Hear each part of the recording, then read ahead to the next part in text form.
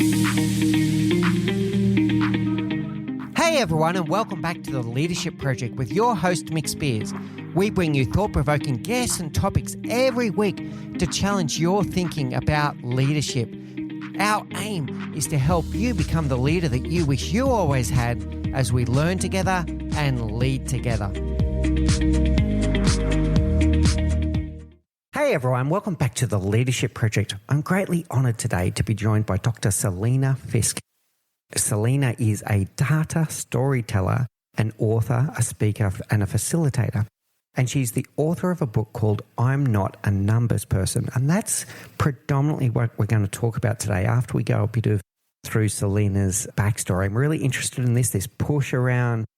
Some people say I'm not a data person. Other people, I'm all about data and how it influences the way people make decisions. So I think it's going to be really interesting. And of course, we'll be funneling that towards what it means for you as a leader. So Selena, great to have you on the show. Thank you so much for joining us today. Can you please give us a little bit about your background and what led you to be with us today? Yeah, thanks, Mick. Thanks for having us. I'm really happy to talk about data at any point. So hopefully this doesn't go too long. But my background, I guess, is that I'm actually a teacher. I was trained as a secondary school teacher and I'm maths and phys ed trained of all things. So I actually used to be a head of physical activity at one point. And I guess I went and I was teaching in the UK and I worked in an organisation that was really data driven to the point that student results. So as a teacher, year 9 student results were ranked in the science corridor. And so students were, there's 100 students in the year level and they were ranked top to bottom. And that was really confronting from me having taught in Australia and then I went over to the UK. And in Australia at the time, there was very little data being used at all. But in that role, what I started to learn really quickly was while there was a lot of uses of data that I really didn't agree with and it wasn't actually being used well in a lot of ways, it was actually a really good way for me as a practitioner to understand and target my work a little bit better than I had been before.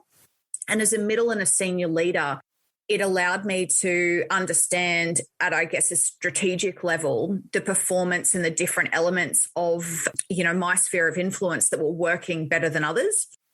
So I ended up leaving the UK and coming back to Australia and I started teaching again and I went back into a school in Australia where there was literally no data. So I'd kind of gone from this context where I could see that it was really good and there was some real potential in the information that we could collect to like just this vacuum of literally nothing.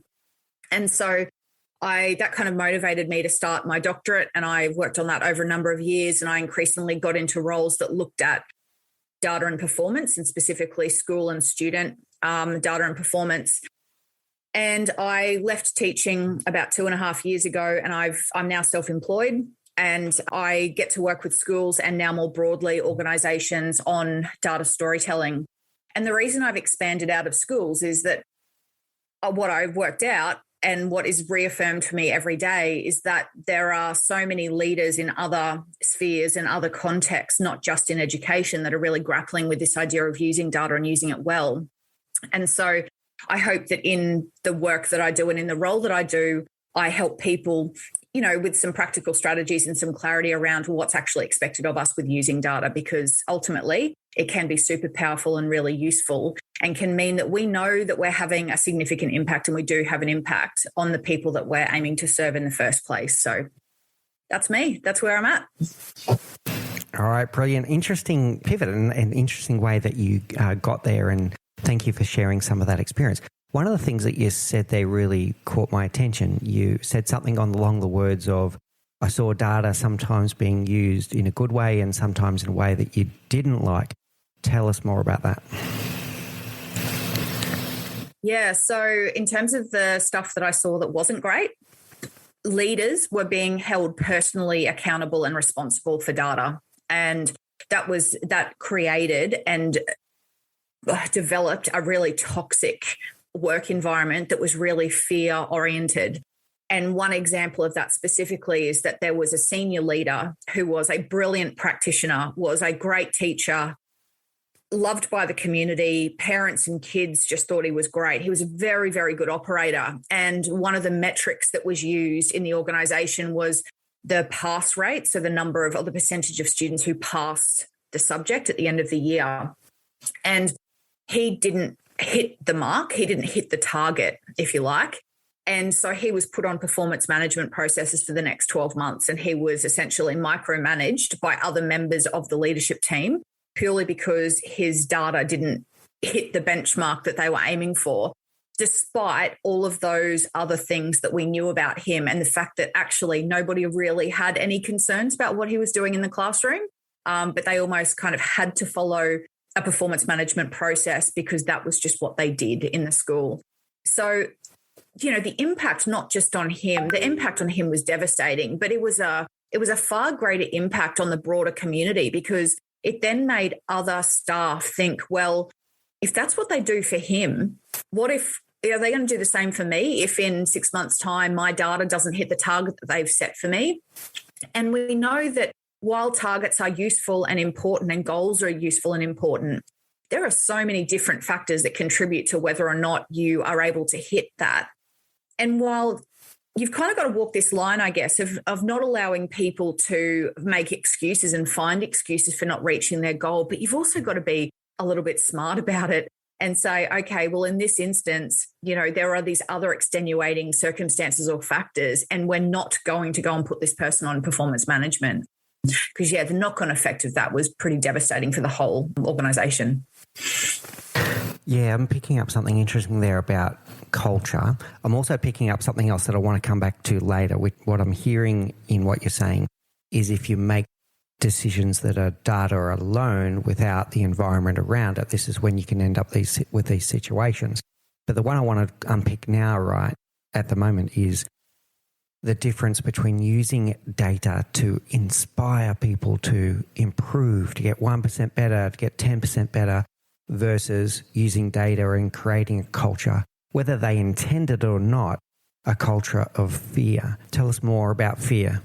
When we attach data and numbers to personal accountability or even team accountability, that's where the fear is really going to start to take over.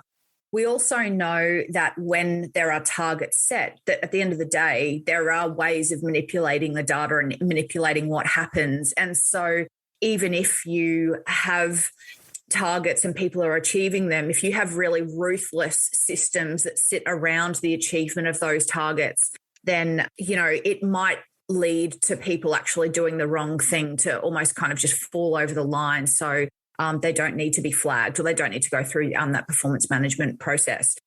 The flip side of that is that there is so much capacity and positivity and potential around the use of data. Like there's a default position where a lot of leaders think that when we use data, we're only looking at deficits and we're only trying to get people to a set target. And so we're looking at that gap. But actually, there's an awful lot of really good news stories, growth and progress and improvement that we see in data. So as a leader, it's also really important to be recognizing, acknowledging those things that are shifting and improving and celebrating those with employees. Because when staff can start to see that there's some celebration and recognition of the good work that they're doing as well, it starts to alleviate some of the fear that, my leader is only looking at data because they want to hold me accountable. It kind of flips the narrative a little bit. And in the organizations that I work with, I reckon about 90% of the work that they do is around deficits and only about 10% is around celebration and growth. And I reckon we need to kind of tip that balance a little bit to be more about 50-50. And the work of positive psychology tells us that, when we learn about the things that are working and the ways that teams and the organization more broadly, if we're looking at the things that are going well, we're actually encouraged to think about, well, what can we learn from that? What can we take from it? What can we replicate elsewhere? What can we try? So we've got as much to learn from those really good news stories as we do the gaps. Yeah, really good. I want to unpack something there that you said as well, which is essentially the gaming. So gamification can be fun, can be great. It can be, motivating, and you can have leaderboards and it can be a celebration and all those things. And I agree with you. We need to do more of that. And we're big fans of positive psychology and Martin Seligman on this show, by the way. It's one of the things that we talk about a lot. But this gaming thing, right? So if you create any metric, there's going to be some people out there, if there's a reward attached to it, whether that reward is not getting fired or whether it's a monetary reward or a holiday or you name it. I know salespeople around the world, for example, that are driven by their performance bonuses around the sales. And they will look at the measures and go, okay, what do I need to do here to optimize my number? Not optimize my result, optimize my number so that I get the bonus or I get this. So how do we avoid people looking at the measure and working out how they're going to game the system?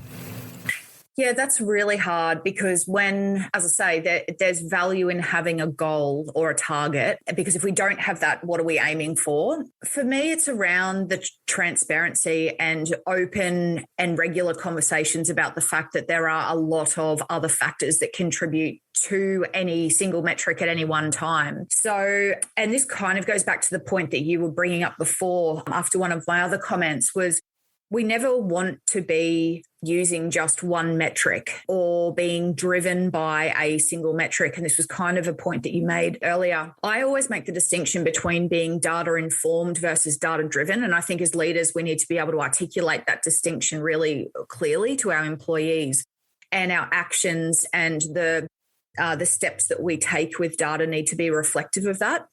So when I think of an organization that is data-driven, they take the numbers and all of their business decisions are informed by just the numbers themselves. They don't take into consideration anything else. So like that example of the senior leader who was put on performance management processes, that was a data-driven decision. He didn't hit the target.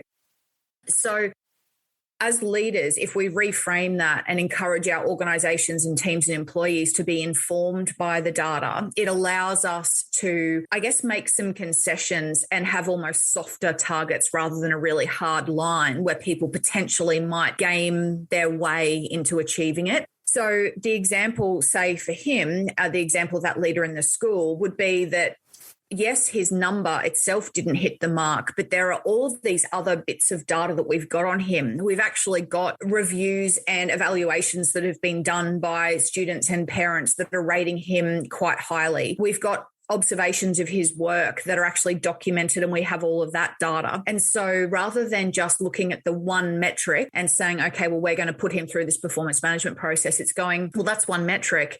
Plus, we also know all of these other things about him. So therefore, we're not actually going to put him on performance management processes. The other one, if I've not been talking for too long, the other one for me is around the idea of triangulation. So it's one of those other things that I advocate for really strongly. And triangulation means that we look at 3 or more data sets, so 3, 4, 5, maybe maximum, to inform our decision making. So while targets and goals are good, we should also not just be looking at a single metric in terms of, a bonus, for example. So rather than just looking at sales that a person is making, maybe we take into consideration even like their score and maybe also the review score that they're getting from their supervisor. And so the decision that we make about a bonus for them is a combination of 3 sets of data. Think about somebody who is a brilliant operator who's getting 5 stars from customers and 5 stars from their line managers, but maybe they miss a target by $2,000 in their sales. Why would we not give them a bonus? So, I think the more we can look at multiple data sets, the more likely we are to be informed by the data rather than driven by it. And I think the less likely people are to game or play the system. This was my favourite part of your book, and that's why I was kind of alluding to that question before. So I love this concept called data informed, not data driven. And if it's data driven to the level of bureaucracy, that's when we have black and white decisions being made in an inhuman way. And it's just based on a number that may or may not have even been the right thing to measure in the first place, right? So, really good. Oh, sorry. I was just going to throw in there. One of the examples in the book is around Jeff Bezos with Amazon Prime. And he kind of openly says, people assume that he's really data driven. And he said all of the data on Amazon Prime when they were road testing the idea, all of the data that they were collecting, the hard data, was actually indicating that Amazon Prime wouldn't work. And he had all of this other anecdotal and experiential data, essentially. And he went, I actually think that this has got real potential and potentially could work for us. And obviously they tried it anyway. So that was a decision and an action that was not driven by the data, because if he'd actually followed the data, it wouldn't, he wouldn't have ever done it. There's another gentleman that talks about the decision-making from data often. And he says, and I really liked one example he used. He said, if we think about return on investment of having kids, if we thought about that as a purely data-driven decision, nobody would ever have kids. It's an expensive exercise. We'd never have it. Yeah, that's true. Oh, wow. Or if anything, it's a very long-term investment because it doesn't pay off in a long way. Yeah, wow. Yeah, that's a good one, Selena. And so let's unpack the Bezos one. This is a great one. I think this might get a bit challenging here for a moment. So we now know pretty much unequivocally that people make decisions emotionally and they justify them rationally, right? So the limbic brain is the one that makes nearly all of our decisions, with one exception, which is if we're in a fight, flight or freeze situation and our survival is under threat, our root brain or our reptilian brain kicks in. But beyond that, we use our limbic brain for emotions, limbic brain for emotions and decisions. And our neocortex is the one that processes data and can do calculations, etc. So let's pick apart this Bezos one, right? So data is there to support us, but in the end, we're going to make an emotional decision anyway, right? Yeah, good question. Yes, potentially.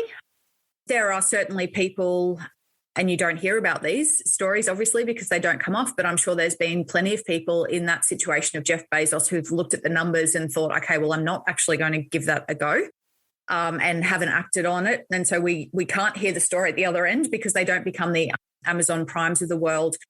But for me, you're absolutely right. And in psychology, they talk about the rider and the elephant, and the elephant is the emotional, emotive kind of side of the decision making, and the rider is the rational part. And we actually need to kind of use the two together in order to be able to direct and move the elephant.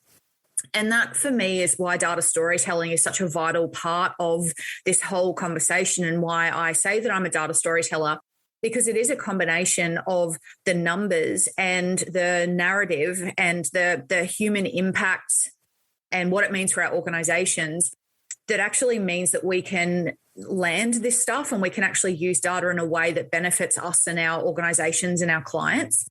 The problem that I see, and I guess this really stems back to us as kids even, we go to school in year one and we learn English and we learn maths, and we learn those two things in very separate, almost siloed ways. And that, while that is still the model that we use, and we've got graduates obviously who've done maths and English at different times all the way through their education career, in this space, looking at those two things is completely separate, doesn't serve the purpose anymore, because people very early on decide that they're either good at numbers or they're not, or they're good at English and words or they're not. And I was absolutely somebody who used to say, I'm not a words person. Like, I can work with numbers, but I'm not really a words person, which is ironic because I've written a couple of books. Yeah. And then the flip side of that is that I work with people all the time who say to me, oh, well, I'm not a numbers person. Like, Selena, I get it. I understand that I should be using data, but I'm just not a numbers person. And I think that those experiences that we have from a really young age in primary school or elementary school are absolutely fundamental and a key in our, I guess, almost like an identity of whether or not we lean one way or the other. But when we do this well, we actually combine the two, and we use the rational and the emotional and narrative, and we think about what it means for our organisation. It's a long time since I was at school, but I can tell you the exams that I used to like the most were not the pure math or the pure English. It was the ones where they would say, there'd be some kind of problem solving associated. There'd be a narrative, and then you've got to work out the solution. So, and that's more like real life, right? So real life is full of different things. It's not just full of numbers. It's full of different things. It's really interesting. All right. What about the ability to use numbers to justify any argument. So tricky ground here if we talk about COVID, but let's do it for a moment. So two vehement sides, anti-vax and vax people on the COVID argument, and some people even saying COVID was a hoax at one point, I remember. And people will look at the exact same data and justify their argument using the same data. How does that happen? Yeah, it's a great question. Look, Adam Grant wrote a book, Think Again, which I'm sure you are aware of, and it came out last year, and I really like it. He says that too often people think like a politician, a prosecutor, or a preacher, and in all of those ways of thinking, we're not open to taking on new data and new evidence.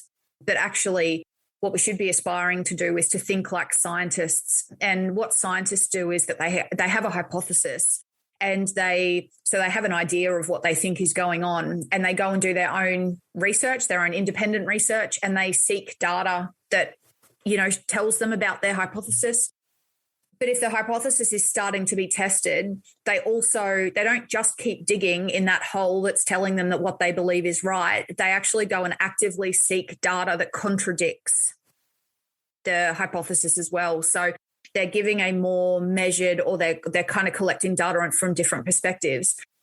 The problem and the challenge, I guess, in the COVID space and political sphere is that our social media feeds are filled with perceptions and perspectives that are like ours. And in my book, I talk about confirmation bias, which is where we look for data and evidence that reaffirms what we already think and believe. And social media is awesome. I love it, but it's also really bad for that, because I follow news sources that align with my beliefs. I follow influencers who have similar views to me. My friends generally have the same views and perspectives on COVID and politics as I do. So it's almost like this echo chamber that we end up in, and we're not, and it's no fault of our own, because, it's meant to be a social, fun place to hang out, but we're not actively seeking out alternative views or alternative research, which makes it hard. So I think that that's certainly a part of it. The other part is actually scientific literacy. So building people's ability to do that inquiry or investigation themselves. And in the last, I'm going to say 10 to 15 years in schools, education boards and teachers have realised that we actually need to be teaching young people critical literacy. So when you see a news article, it's being able to question the credibility and validity and reliability of the information that's being quoted. And as a teacher, one of my pet hates used to be, and this is probably every person who's ever taught kids, you can't quote Wikipedia, because Wikipedia, as we know, can be edited and updated by anybody who has a contribution or a contributor's account. And it's super useful and it's a great place to start. But what I used to always say to my kids was, don't believe what happens on the first part or the first paragraph of Wikipedia. Actually go to the bottom where things have been quoted and go and look for the scientific journals and research and use and quote that. So, yeah, it's certainly a challenge, but I want to build on it a little bit if I can. So absolutely on confirmation bias, we look for numbers that confirm what we believe. This is everything from a gambler that believes that their lucky socks are the answer to all of their dreams, and they forget all the times that they lost wearing those same socks, but they only remember the times that they won wearing those lucky socks. And then the same with data. If we believe that COVID's not real, and for avoidance of doubt, I believe COVID is real, and I believe in vaccination. Everyone out there, please get vaccinated, double vaccinated and boosted, please. All right, so if you believe that COVID's not real, you will look for data that confirms that your belief, right? So that's your first confirmation bias. And then the second one that you're talking about is algorithmic bias, which is then if I'm on social media and I am reading and absorbing articles that tell me that COVID is not real, the algorithm, no human intervention here, the algorithm is just going to go, and forgive me, Selena, to use you for a moment, but Selena doesn't believe that COVID's real. I'm going to keep on feeding her the articles that say that COVID's not real. And before you know it, you're in that echo chamber that you're talking about. Yeah, absolutely. And I'm not sure the Netflix doco on, I can't remember what it's called, on social media. It came out a couple of years ago, in terms of algorithmic bias, Instagram, Facebook know how long you're spending looking at ads. So if you hesitate as you scroll, it's picking that up, and that's why you then see further ads for that product or a very similar product, because it's picking up on that information. So yeah, it's exactly the same for news and influencers and that sort of thing. Yeah, and then you start believing it, because now 95% of what you're seeing is confirming the belief that you had. And of course, some of those more extreme views are usually very clickbaity as well. Because are you going to read a story that says, yep, today something not interesting happened, or are you going to click on something that goes, oh, I didn't know that, and click, and then before you know it, you're down the rabbit's hole of that echo chamber. Yeah, really interesting. All right, so where I wanted to take it, I want to show an example of what I've done when I've been managing large businesses. And when I look at data, I love to do sensitivity analysis. I'm not a data expert like you, so I want you to give me your honest scorecard on what I'm going to talk about here. So when me and my team were looking at anything, whether it was market data, sales data, results data, I would ask these kind of questions. What if that assumption was true? What if that assumption was not true? And then we'd rerun the numbers and see what would happen to our business. If the assumption that we're making turns out to be false, what's going to happen to our business? Or if the assumption is about the investment of resources, what if we doubled it? What if we tripled it? What if we did 10 times as much? What would happen to the number? And what if we halved it? What if we did less of it? So I did a lot of sensitivity analysis to try and see what are the variables in my business that are actually the real things that impact our vision and what we're trying to achieve. Any feedback on sensitivity analysis? That was my way of doing it, but any feedback on that, whether that's any good, and any advice you'd give to other business leaders looking to make sense of their numbers? It's a really good way of doing it. And to be honest, there's probably a lot of leaders and team leaders and executives that either don't have the time or don't have the confidence to run or lead a conversation like that.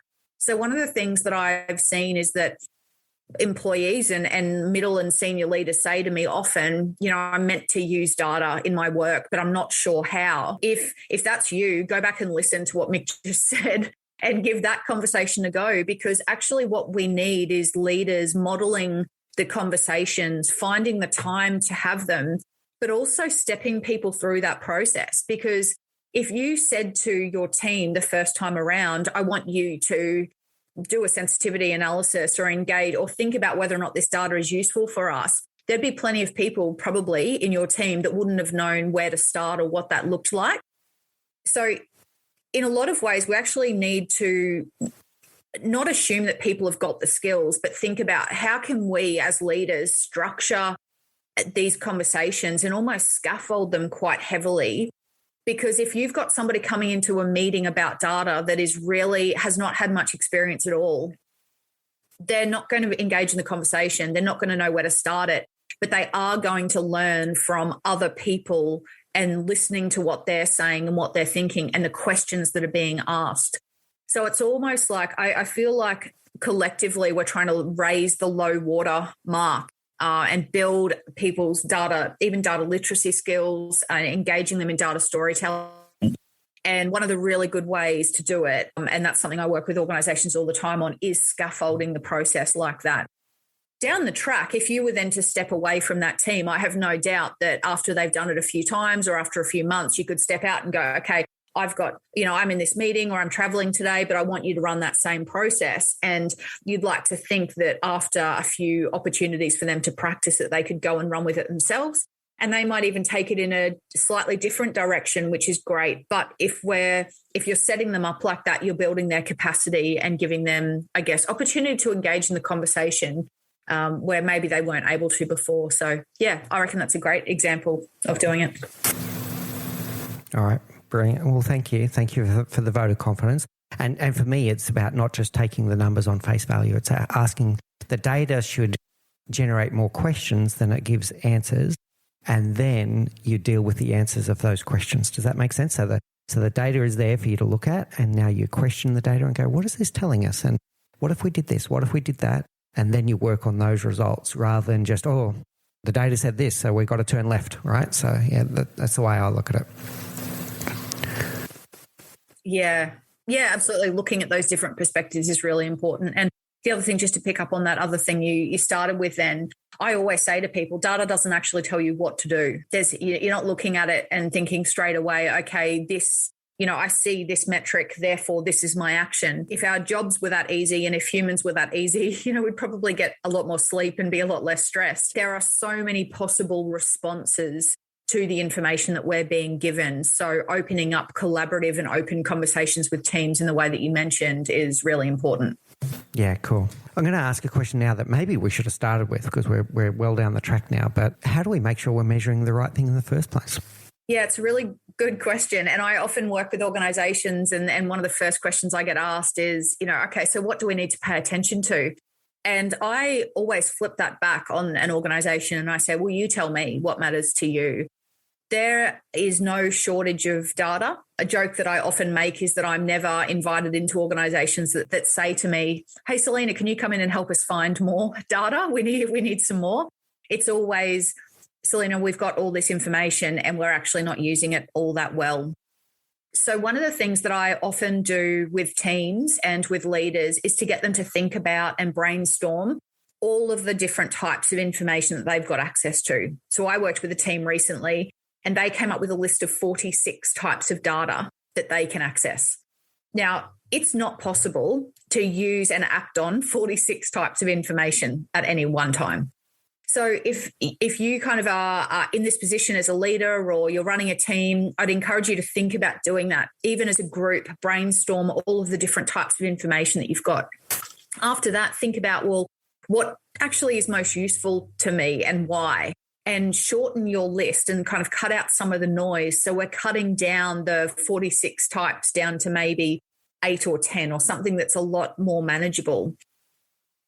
That for me, I guess, is where we can then start the conversation about, are we measuring the right things and what are we doing with it? Because if we come in at the 46 data sets conversation level, it's too hard, it's too broad. And every single data set that we use has got its own data literacy that sits around it. So if we're talking about, market share, for example, that means something really different to a profit margin. It means something really different to a staff turnover. So all of those different data sets have this context that sits around them. So we can't be asking people and expecting people to use all of those data sets because not only can they not action them and work on them all at the same time, they actually all mean something slightly different. So yeah, for me, that's kind of the main way that I would start with an organization, prioritizing what actually matters to you. Yeah. What matters to you? What makes that important to you? And what is the common understanding of what it's trying to tell you? So what questions are you actually trying to answer for this? And what are you going to do with it afterwards? These are all really good, challenging questions to ask each other. The other one that I often see people miss is the difference between causation and correlation. Any advice that you can give to people to make sure that they are actually isolating what is the variable that is making a difference in all of this versus what is just an after effect? Yeah. So correlation is not causation. So what that means is that if we see two things kind of working together or there's a relationship between two factors, we call that correlation. So there's something that's similar. So in my book, I use the example, there's plenty of really quite funny examples of correlation on the internet if you do want to Google it. So there's one around the number of Nicolas Cage movies in a year and the number of drowning deaths.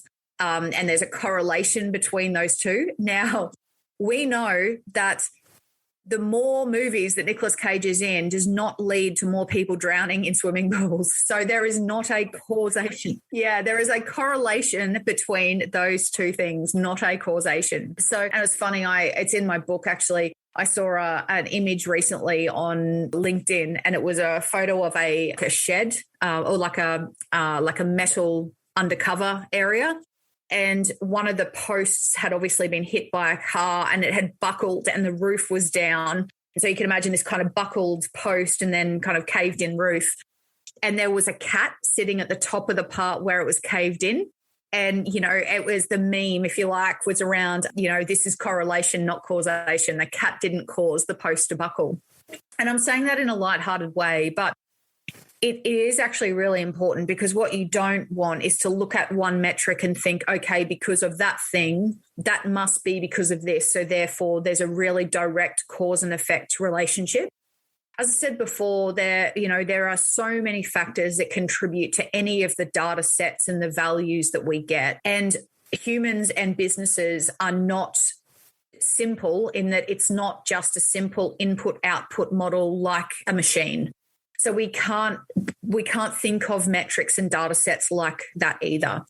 We can only get to the point of causation when there is really rigorous investigation into the metrics. So we're collecting a lot of different information. It might be longitudinal, it might be over time. So rather than just looking at a point in time result, it's looking at what's happening as a pattern over the last 6 months, year, 2 years, whatever it might be. It's also finding more information out about that element or the thing that we're focusing on. So you might look at sales. Your sales might have dropped in the recent quarter, and we can't assume that it's just to do, say, with customer service.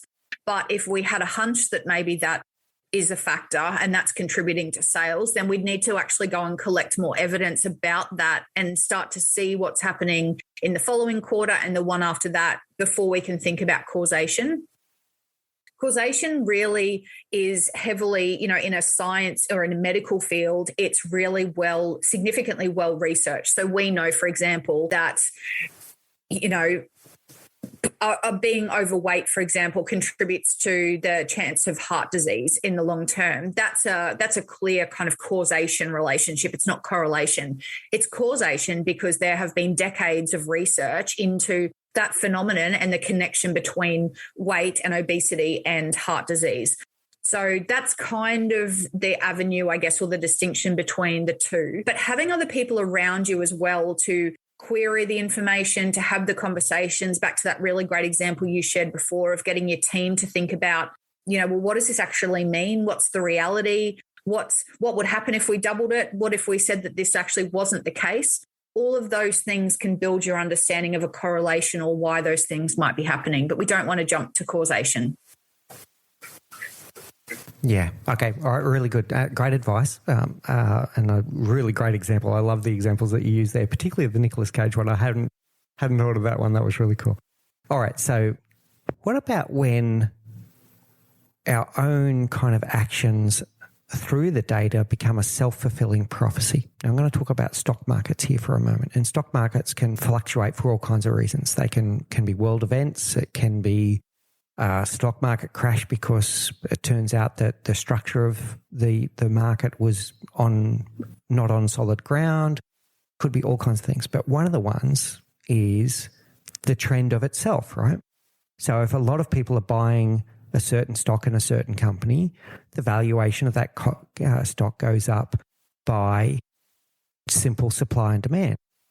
And the same thing, if people start dumping, let's say Bitcoin, and they start panicking and go, Bitcoin is rubbish, get rid of it. And we've seen what's happened to Bitcoin this year, right? How do we make sure our own kind of actions don't become a self-propelling prophecy of that data?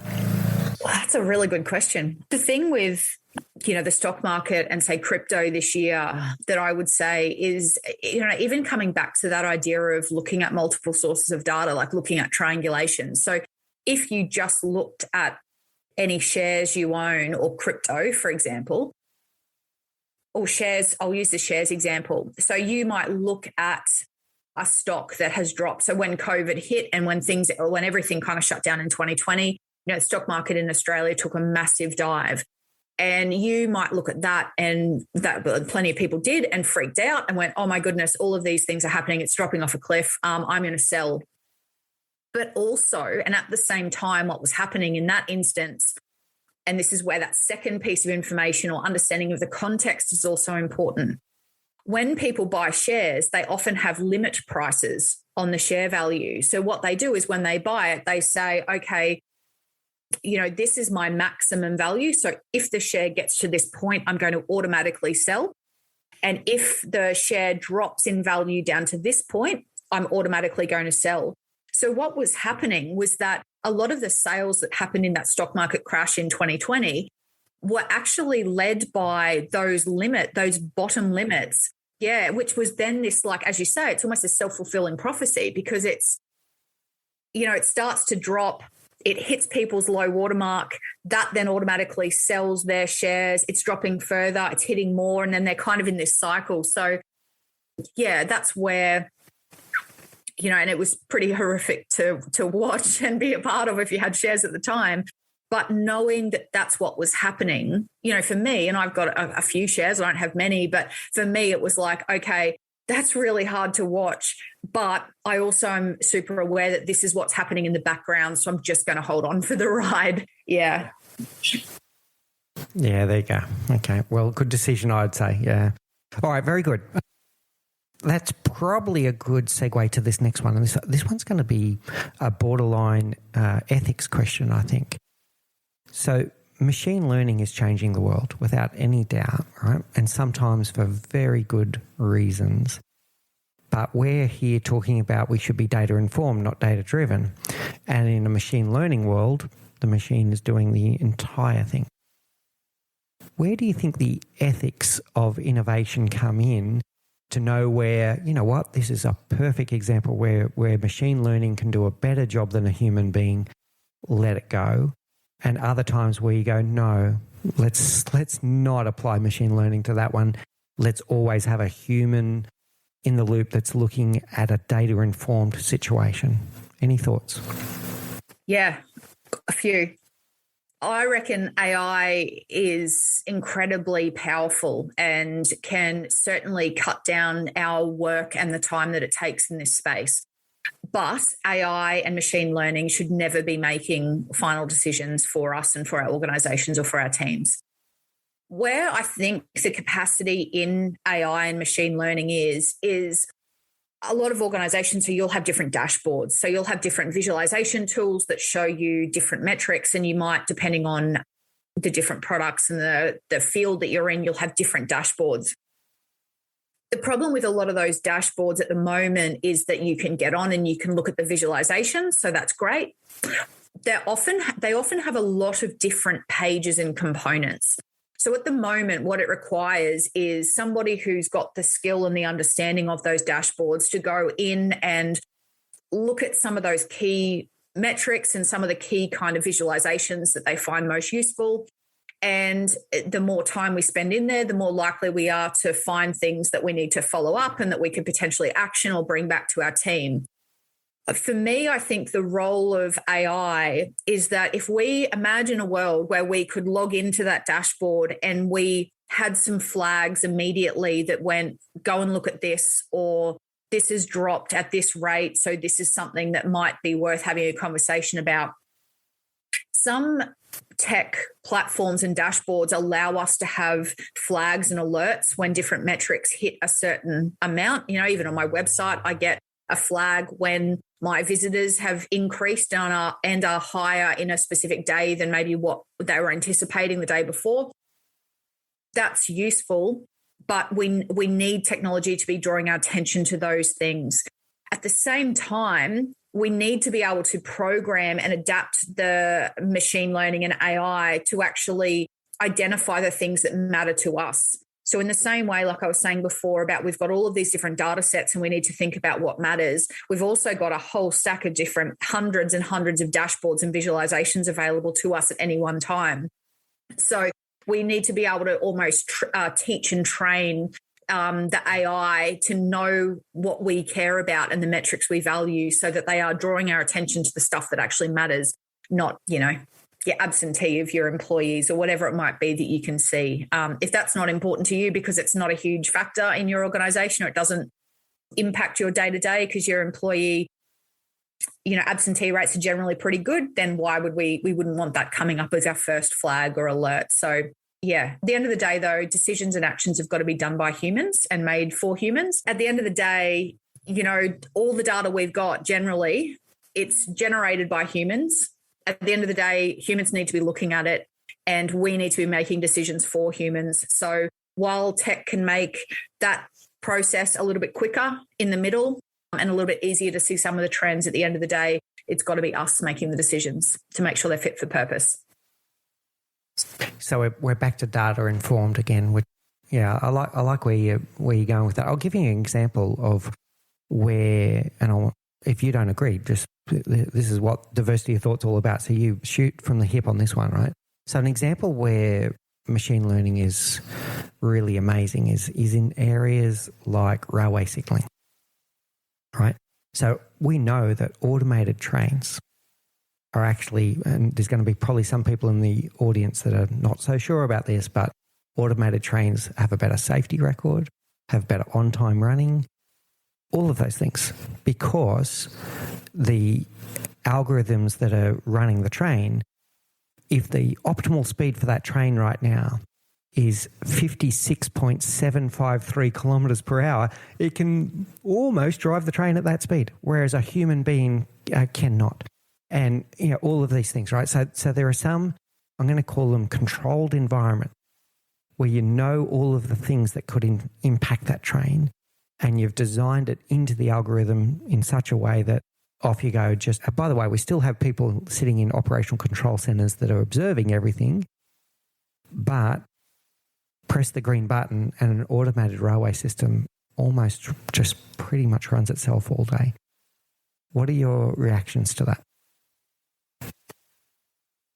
Yeah, absolutely. And that's not necessarily, that doesn't require a human sitting and making all of those decisions. If it's more efficient and effective for a machine to coordinate the speeds and the timings of trains, in many ways, machines make fewer mistakes than people, because when it's that data driven, there's actually a lot of capacity and room for that. And as you say, we still need people sitting in a control center or sitting in an air traffic control tower coordinating planes. But at the end of the day, those machines are making a lot of decisions for themselves and with the humans that are potentially kind of as a part of that. One of the things so yes, absolutely. And where we can engage machines in that kind of technology or the scheduling, then why would we not do that? Like, let's use people for the deep thinking and the work that has a greater impact on humans. So there's an example, I think it was in Guangzhou. No, it was in Shanghai. It was in Shanghai where there was a person of interest that they were looking for, and they used the cameras in the city to be able to find that person in 7 minutes, right? But then it was a physical human police officer that went and arrested that person based on the information that was there. So there's no way that you could put every foot policeman on the street. It was around the Bund, I believe, right? So they could have put everyone into that sector and tried to find this person, and they would not have found them in 7 minutes. But then the human decision was to go, okay, yep, that is the person we're looking for. Go and arrest them, right? So, yeah, absolutely. And what I was going to say before is that there's sometimes a fear that machines and tech are going to take our jobs. And there's a fear that, well, what about all of those people and those police officers? Like, are we going to do them out of a job? Or are the checkouts at our local supermarket that are automated, are they going to do people out of jobs? But in reality, globally, we have some of the lowest unemployment rates in human history. So actually technology isn't taking jobs from us and this is a massive generalization. It's changing the way of work and it's changing the roles that we do, but they're not necessarily taking our jobs. As you say, it's still requiring people to do that follow-up and to go and find that person. But a policing team would have really struggled to find that person by themselves without being able to use that AI. So, yeah, really good. And just a quote that I've heard, or a stat that I've heard once, I'll need to find the source of this one, but it was 65% of people that are graduating from high school this year will end up doing a job in their career that doesn't even exist yet. Yeah. Yeah. So there's a clip on YouTube that I saw, I reckon it would have been 10 years ago, and it was called Shift Happens. So even look it up on YouTube, and I'm sure they've redone it recently. But it was exactly that. It was, we're preparing kids in schools for jobs that don't exist, and that our current young people will go through multiple career changes in their work life. So what they graduate and believe, and study for, and what they want to do in their career won't necessarily be the same as what happens, 10, 20 years down the track. So they'll change the jobs that they're doing. Brilliant. Got one more question in the core of the interview, and we'll get to our rapid round. And we are the Leadership Project, Selena. So I'd like you to give some advice to leaders out there that are leading team. And let's say that their mindset is exactly what your book says. They're either, I'm not a numbers person, or it might be the complete opposite. I'm a numbers person. I do everything data-driven. Any advice to leaders out there that are having those mindset, either very solid mindset, I'm a numbers person, or very solid mindset, I'm not a numbers person, I can't do this? Any advice? Regardless of where you kind of sit on this continuum of not being a numbers person to being one, the real strength in this, and this goes back to that last conversation about using humans and technology, we need to get people engaged in conversations about using data. So it is no longer the job of a team of analysts or the data scientists in our organization to do all of the data work, and then all of the rest of us sit outside of that. There's been a couple of generations of business intelligence where initially the people who had access to the numbers were generally the CEO and the analysts only. In the second generation, there was more sharing, so more people would have access to the information, but it was generally, as an employee or as a team leader, if I wanted to know something, I needed to go to the analysts and find out, and I might get a report sent back to me. But we're moving to the third generation of business intelligence, and different organizations some organizations are already there, some are further away. It's okay to be wherever you're at on this scale. But in the third generation of business intelligence, everybody in the organization has got access to the information they need when they need it. And organizations are moving into a data democracy. And so rather than data being held by a group of people or being kind of behind, like different logins and permissions, it's actually about opening up this conversation and making the information more accessible to others. So I worked with an organization recently where their marketing teams, they had about 15 people in marketing and about 30 in sales. And those two teams had no access to one another's data. So the marketing team was getting pretty frustrated that sales weren't happening and that as at the rate that they were expecting. And the sales team were getting frustrated with marketing because they felt that the marketing wasn't hitting the mark, if you like. It wasn't kind of doing the job of what they were trying to do. And the two weren't actually speaking to one another. So as leaders, the first thing really is around how can we start to build this culture in an organization where people have got access to all the information that they could potentially need. But then through what structures and processes in the organization are people actually talking about those metrics? So a really good way is having some organizations actually set up a data team or a group of people that have an interest in this space. Some organizations also write data plans, so have really kind of clearly defined expectations for different teams and different leaders and different employees on what data they use, what they look for in the data, and then what they do about it once they've got it. So opening up this conversation and normalizing the fact that this is actually not one person's job anymore, or it's not the analyst's role, it's not that team of people, or it's not just the CEO. This is actually about all of us getting a better handle on the numbers and understanding all of our progress and performance and metrics a little bit better. I'm not a data scientist, and I don't believe that we all need to be a data scientist, but we do need to be able to get all of our employees at a point where they can look at numbers and not be freaked out by them, for starters, but actually engage in a decent conversation and ask some good questions and be a part of the decision making. And so in some ways, I see myself in the gap between those two groups, the people who've never really used the numbers before and the scientists, where, back to that analogy of raising the low water mark, just trying to get people able to engage in the conversation. So as leaders, I reckon we've got a really key part to play in that. Wonderful. So engage in better conversations, ask better questions, and let the data inform you in a open and transparent way is what I'm hearing there. But even then, ask questions about the data. Don't just accept it on face value. That's really powerful.